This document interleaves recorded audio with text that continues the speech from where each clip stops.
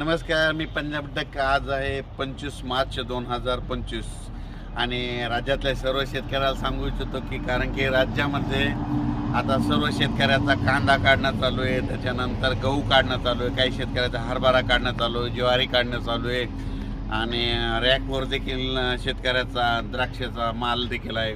म्हणून राज्यातल्या शेतकऱ्याला खास करून अंदाज देणार आहे, ज्यांचा कांदा काढणे चालू असेल तर तुम्ही काय करा, 31 मार्चपर्यंत तुम्ही तुमचा कांदा काढून घ्या. कारण की राज्यामध्ये 31 मार्चपासून ते जवळपास 7 एप्रिलपर्यंत म्हणजे जवळपास 7 दिवस राज्यातमध्ये अवकाळी पावसाची शक्यता आहे. म्हणून हा अंदाज लक्षात यायचा.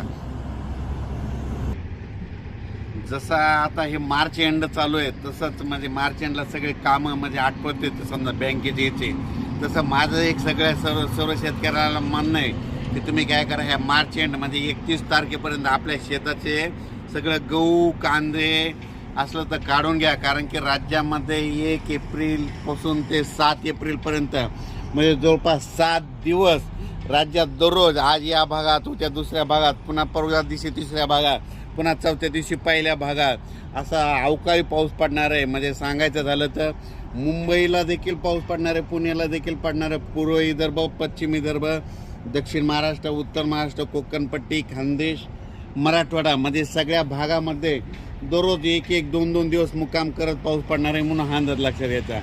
जास्त सांगायचं झालं तर कोकणपट्टीकडे जरा जास्त पाऊस पडणार आहे आणि गारपिटीची देखील शक्यता आहे. पश्चिम महाराष्ट्रात देखील पाऊस पडणार आहे, गारपिटीची देखील शक्यता आहे. म्हणून हा अंदाज लक्षात घ्यायचा. ज्या शेतकऱ्याचा गहू कांदा काढणे चालू असेल तर तुम्ही काय करा, वीटभट्टीच्या शेतकऱ्यांनी तुम्ही काय करा, 31 मार्चपर्यंत तुमच्या वीटभट्टी देखील झाकून ठेवा. कारण की राज्यामध्ये जवळपास 31 मार्चलाच म्हणजे आभाळ खूप येणार आहे. 31 मार्च ते 7 एप्रिल म्हणजे जवळपास ह्या म्हणजे अवकाळीचा मुक्काम जवळपास 7 दिवस राहणार आहे. आतापर्यंत इतका मुक्काम राहत नाही, पण दररोज 2-2 दिवस भागात म्हणजे आज 2 दिवस या भागात, पश्चिम महाराष्ट्रात 2 दिवस, उद्या मराठवाड्यात 2 दिवस, असा परत पुन्हा पश्चिम महाराष्ट्रात 2 दिवस, पुन्हा विदर्भात 2 दिवस, असा भाग बदलत जवळपास 7 एप्रिलपर्यंत राज्यात अवकाळीचं संकट आहे. म्हणून ज्या शेतकऱ्याचा कांदा काढणे असा असेल तर 31 तारखेपर्यंत तुम्ही कांदा काढा, झाकून ठेवा. कारण की राज्यामध्ये अवकाळी पाऊस पडणार आहे. ज्या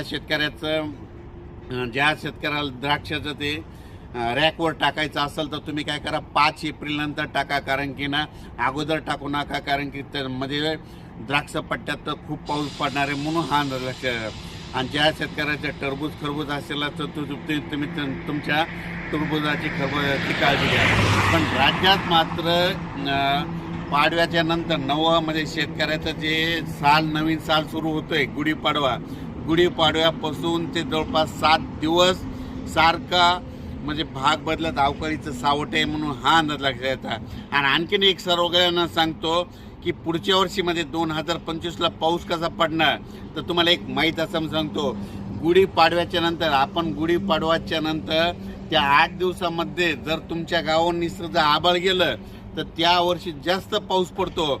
आणि तुम्हाला बघायचं झालं तर तुम्ही बघा, यावर्षी गुढीपाडवा झाल्याच्या नंतर 8 दिवस तुमच्या गावावर दररोज आभाळ आणि पाऊस पडणार आहे. म्हणून 2025चा पाऊस कसा राहील हे तुम्हाला ते आता याच्यावरून लक्षात येईल. म्हणजे हे निसर्गाचे संकेत आहेत. म्हणून तुम्हाला सांगू इच्छितो.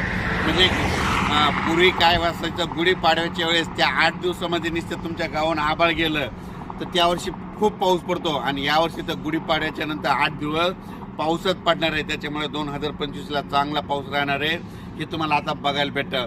पण राज्यात मात्र 31 मार्च ते 7 एप्रिल दरम्यान भाग बदलत काही ठिकाणी जास्त, कुठं रिमझिम, कुठं गारपीट, कुठं पेंडवलता असा पाऊस पडणार आहे. म्हणून तुम्ही काळजी घ्यायची. म्हणजे सुरतपासून ते इकडं कोल्हापूरपर्यंत राज्य ह्या पट्ट्यात जास्त पाऊस पडणार आहे. म्हणून हा अंदाज लक्षात. मुंबईवाल्याला पाऊस पडणार आहे, पुणेकडे पडणार आहे आणि नगर जिल्ह्यात जवळपास सगळीकडेच पाऊस आहे. पण सगळ्यात जास्त म्हणजे कोकणात जास्त आहे, कोकणपट्टी जास्त, आणि पश्चिम महाराष्ट्रात आणि उत्तर महाराष्ट्रात जास्त प्रमाण राहणार आहे. म्हणून हा अंदाज लक्षात यायचा. अचानक बदल झाला तर उद्याच एक मेसेज दिला जाईल. धन्यवाद.